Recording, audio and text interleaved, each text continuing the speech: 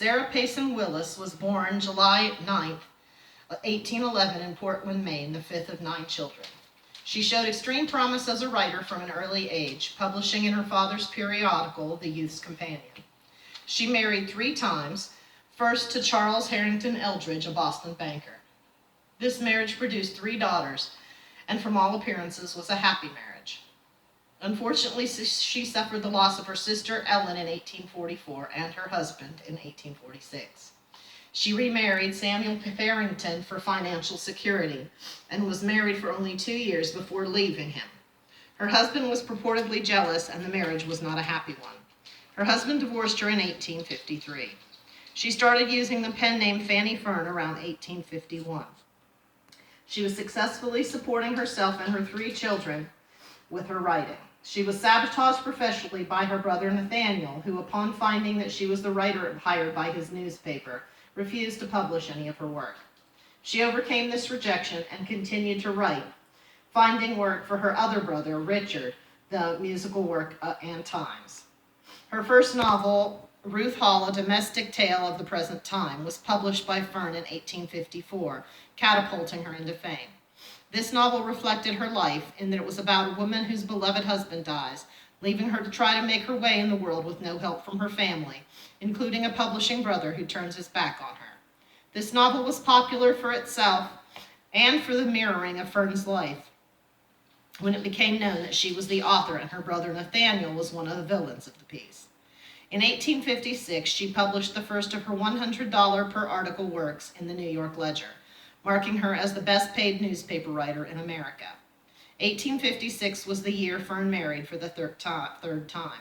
Her husband was James Pardon, the former editor of her unsupported brother Nathaniel's publication, The Home Journal.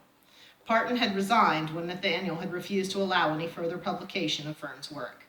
Parton went on to publish successfully in his own right. Fern died from cancer in 1872. During her lifetime, Fanny Fern saw the growth of the suffrage movement, the first American female medical doctor in the person of Elizabeth Blackwell in 1849, and the entirety of the Civil War. Much, if not all, of her writing supports the intelligence and long-suffering nature of the female state, particularly those unhappily married. She also held a negative opinion of the old bachelor, as seen in her article, A Question and Its Answer. She persuades the woman who asked if she should marry an old bachelor that any man who had not married by such a long period of time was bound to be selfish, obstinate, and unbending. She laments the woman's role of spring cleaning in that self-titled article. Her comment for the criticism offered in The Dumps to Jane Eyre as an immoral book is to call the critic a donkey. Several of my favorite quotes are from Moral Molasses. The most thorough emetic I know of is in the shape of Guide to Young Wives and kindred books. Always meet your husband with a smile is one of them. Suppose we put the boat on the other foot and require the men come grinning home. No matter how many of their notes may have been protested, no matter how, like Beelzebub, their business partners may have tormented them. Awful Thoughts is very short and to the point, starting with awe of a man whose whiskers you have trimmed, and ending with ridiculous. The criticism of men in A Gauntlet for the Men is also a classic. Took to drinking because he was unhappy, bless his big Spartan soul. Couldn't live a minute without he had everything to his mind. Fern is uncompromising in her criticism of men and their treatment of women and their multiple bad behaviors. She was a voice for equality and respect in a time when women were campaigning for the right to vote, to hold and dispose of their own property, and to pursue careers that were considered to belong solely to men, such as the law and medicine. I find it curious that she is less well known than contemporary men when it was she who was more widely known and who received higher remuneration.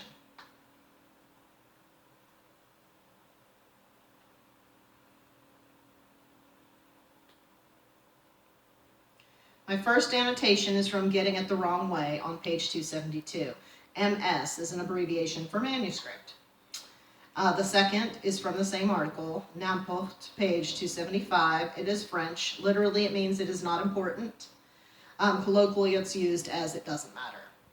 Kickshaw, on page 2675, began its career. It was also French. It borrowed from the French quelque chose, literally meaning something. In the pronunciation of the day, the L was dropped, and it was anglicized to kickshaw or kick shoes. In the second article, a question and its answer on page 283, helpmeet, from the phrase, and helpmeet for him, a suitable helpmeet for him, from Genesis 2:18. The Lord God said, "It is not good for the man to be alone. I will make a helper suitable for him." Also from the same article, give the old fossil the mitten on page 284. To give someone the mitten does indeed mean to reject or dismiss the person, especially to spurn a lover or suitor, although the phrase has also been used to mean to dismiss from employment since it first appeared in the mid-19th century. The next ones are from In the Dumps on page 249, gay as a bobolink. This one's a little more interesting. Literally, the bobolink is a small songbird found in the northern states of the United States. However, in 1860, there was also a link to politics that may or may not have applied here. May every man who feels and thinks the time of triumph is at hand repeat the song of bobolinks, now ringing through our happy land. Now I'll drink on, drink on, drink, on prom-soft flower cups filled with dew. Cousin Lincoln, Lincoln, Lincoln, here are my best respects to you. The bobolink minstrel or Republican songster for 1860. California flower on page 249, baby blue eyes, which are also known as Nomophilia menziesii, are soft and blue-white wildflowers from the Baja area of California. Hay mow, page 250. Yes, Jesse, I know you already know what that is hay stored in a barn in stacked bales or loose. In a word to shopkeepers on page 212, ash barrels. This one's pretty gross. It was a dirty job, but someone had to do it. Sidewalks in the late 19th century New York were lined with ash barrels where people dumped the ashes from their furnaces as well as rotting food and household waste, and very sadly infants.